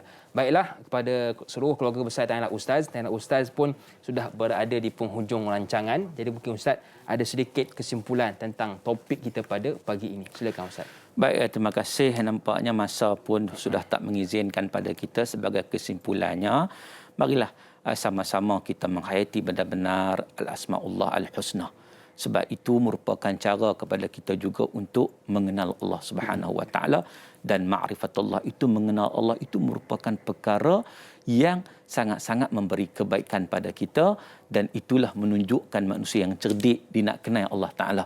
Tapi kalau orang ni nampak dunia nampak mencerdik, tapi dia tak kenal Allah, tak ketahuilah bahawa dialah orang yang paling bodoh sebenarnya bila mana tidak mengenal Allah. Sebab tu kita tak nak kita berada dalam kebodohan. Kita nak, insya-Allah, kita nak jadi cerdik sebagaimana yang diperintahkan pada kita dengan mengenali Allah, dan kita melaksanakan tanggungjawab kita sebagai hamba Allah Subhanahu Wa Taala. Baiklah Ustaz, sebagai penutup program kita pada pagi ini, mungkin Ustaz ada sedikit doa ringkas Ustaz. Silakan. A'udzubillahi minasyaitonirrajim. Bismillahirrahmanirrahim. Alhamdulillahi rabbil alamin, wassalatu wassalamu ala asyrafil mursalin wa ala alihi wa sahbihi ajma'in. Allahumma inna nas'aluka ridhaka wal jannah wa na'udzu bika min sakhatika wan nar. Allahumma inna naj'aluka fi nuhuri a'da'ina wa na'udzu bika min shururihim. Allahumma rudda kaidahum ala nuhurihim. Allahumma baddid shamlahum wa farriq jam'ahum wa shattit kalimatahum wa zalzal aqdamahum wa sallit alaihim kalban min kilabik ya qahhar ya jabbar ya muntaqim ya Allah ya dzal jalali wal ikram. Allahumma ya munzilal kitab wa ya mujriyas sahab wa ya hazimal ahzab ihzimhum wansurna alaihim ya rabbal alamin. Allahumma man arada bihadha ad-din khairan fawaffiqhu ila kulli khair wa man arada bihi syarran fakhusu akhza azizin muqtadirin ya rabbal alamin. Allahumma inna na'udzu bika minal barasi wal junun wal juzam wa min sayyi'il asqam. Rabbana 'alaika tawakkalna wa ilayka anabna wa ilaykal masir. Rabbana atina fid dunya hasanah wa fil akhirati hasanah wa qina 'adzaban nar. Wa sallallahu ala sayyidina Muhammadin wa ala alihi wa sahbihi wa baraka wa sallam. Walhamdulillahi rabbil alamin. Amin, amin, amin ya rabbal alamin. Terima kasih kepada guru kita yang sudi berkongsi ilmu dengan kita pada pagi ini. Kepada keluarga besar Tanah Ustaz, teruskan menonton Tanah Ustaz pada esok pagi bersama dengan moderator kita Da'i Aiman dan juga panelnya Ustaz Roslan Muhammad. Topik ibadah iaitu ibadah tiada cuti, bermula 6.30 pagi hinggalah 8.30 pagi. Akhir kata, masalah hidup pandailah urus, mana yang bengkok adalah jalan. Musibah datang bertali arus, pasti ada jalan penyelesaian. Saya Da'i Hakim, senyum nampak gigi, ada rezeki, jumpa lagi. Assalamualaikum warahmatullahi wabarakatuh.